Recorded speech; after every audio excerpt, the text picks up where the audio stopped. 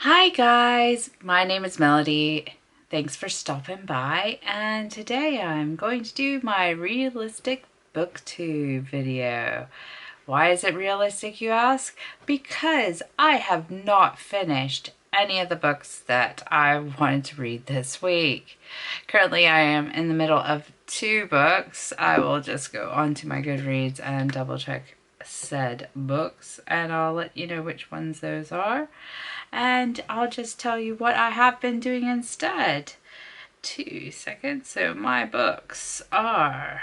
Okay, don't do that.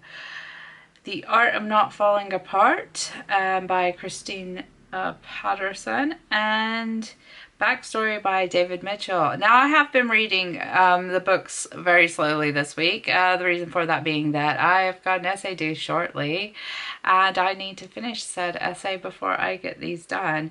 So I'm just gonna go through that with you. So instead of us talking about the books that I am reading or the books that I want to read, guess what I'm going to talk to you about? I'm going to talk to you about history. So this is my essay work here. I am currently doing the essay topic question of what political, cultural, and legal barriers separated native Irish lords from the Crown and from the English of Ireland. Could these barriers be crossed? Now, the reason for this question is that back in the 12th century, England invaded Ireland. Now, England as such, as like a collective culture, wasn't really solidified at the time. So they were called the Anglo-Normans or things like that. We also have Anglo-Irish after they were born. So there's like various things that they were called. But basically, if you wanted to put it in modern terms, it was the English coming into Ireland. They were justifying this by the fact that they believed the Irish were barbarians under medieval barbarian terms, and that they were better than them so that they could make them a more civilized people, both in culture and in politics, by being their overlords. So that's the concept of the actual overview of what this is. So that's just like a brief, not really in-depth concept of what this is. So basically, I'm just going to tell you a few of the books that I have. Well, I'll just go over a few of the readings that I've done in regards to this. So I have read... If you want to write this down and you want to look them up, JSTOR is really good for this if you want to look up that. If you're really interested in intellectual Irish readings or things like that, you can look them up on JSTOR. There are other websites available.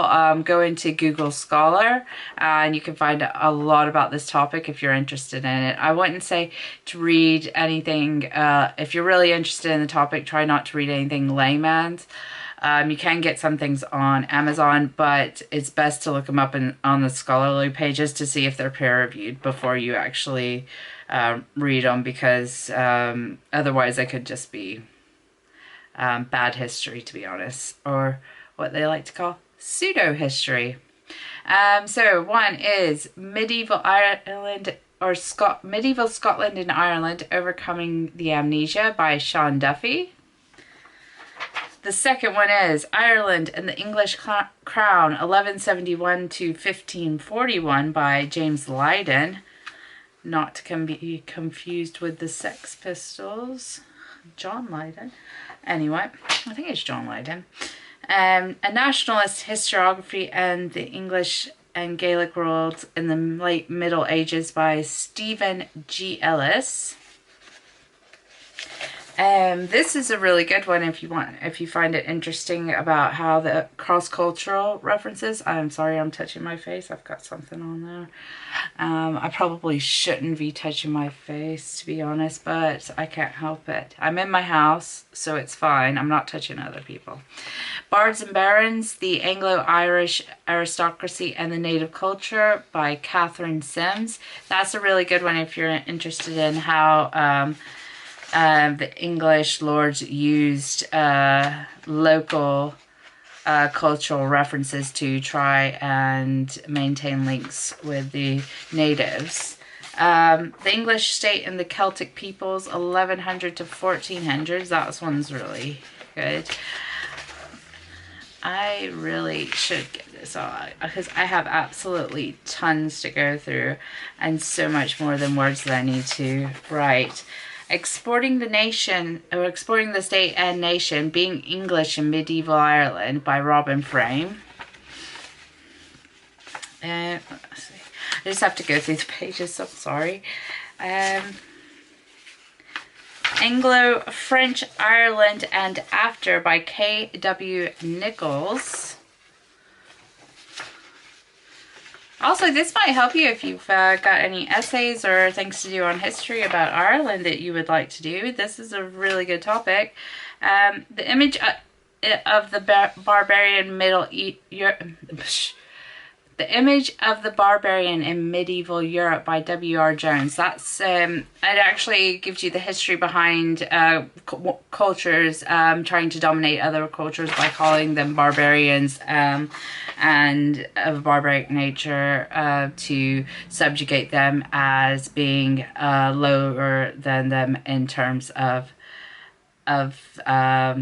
their wealth in the mind and cultural sense, because it's a case of them going over to their countries and oppression.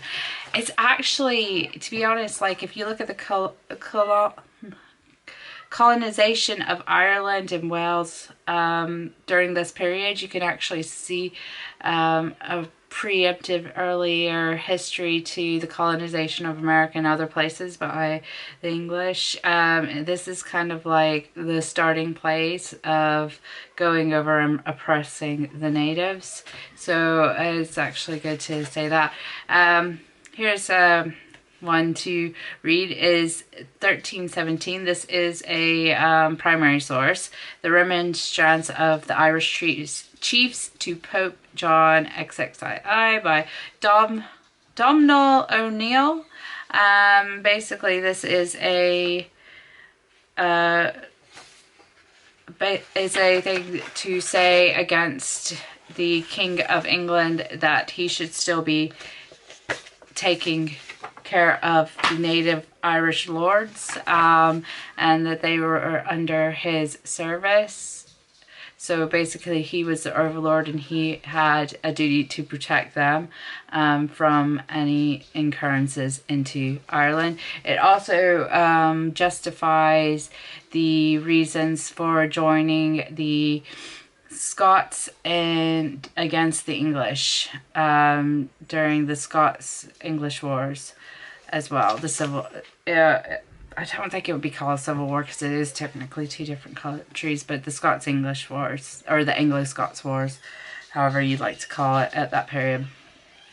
And this is another primary source, a statute of the 40th year of King Edward III, enacted in a parliament held in Kilkenny, AD 1367, before Lionel, Duke of Clarence, which was the king's son, Lord Lieutenant of Ireland. Basically, this one is telling the English lords, or the Irish English lords, to stop congregating with the Irish. It gives a lot of, it takes a lot of legal rights away from the native Irish. And it's basically something, it's similar to, it's not even a separate but equal sort of situation. It's a, you're a descendant of the English, you're a descendant of the Irish, you cannot marry, you cannot have children, you cannot congregate together. The Irish basically had a lot of legal disadvantages in the case of the natives and the English coming in from Ireland or from England. So that's the sort of thing that has happened. So basically what I am attempting to write is sort of thing going, okay, Henry came in, I think it was King Henry II. Okay, so the king came in, pronounced his overlordship to the Irish lords. They said, yep, that's great. Well, they didn't really say that. They kind of surrendered to him.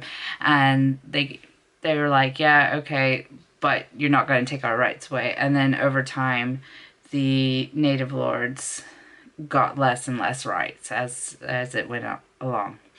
Or so that's what I get out of it just right now. But like I said, if you're really into Irish history, it's something fascinating to look up because a lot of people are into later Irish history.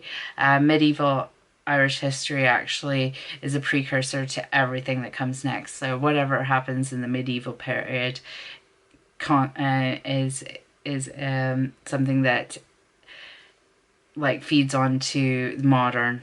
And everything that's happened from them is stems off of that one period. Anyway, so that's currently what I'm working on now. I'm hoping to get some other books finished so we can go back to our regularly scheduled program next week. However, you may hear about another history topic.